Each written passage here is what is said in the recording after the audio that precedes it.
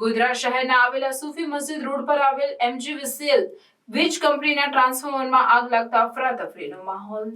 સૂફી મસ્જિદ road ઉપર MGVCLની વીજ company ટ્રાન્સફોર્મરમાં આગ લાગી હતી, જેના કારણે અફરાતફરીનો માહોલ સર્જાયો હતો। ઓવરલોડના કારણે આગ લાગી હોવાનું જાણવા મળ્યું છે।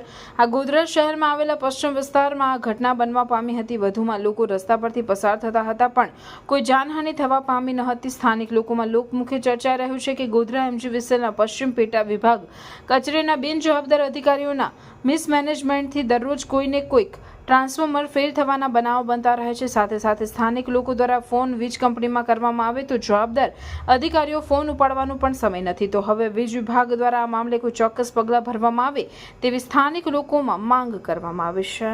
પ્રાર્થના સંદેશ ન્યૂઝની તમામ લેટેસ્ટ અપડેટ્સ માટે ચેનલને હમણાં જ લાઈક, શેર અને સબસ્ક્રાઇબ કરો।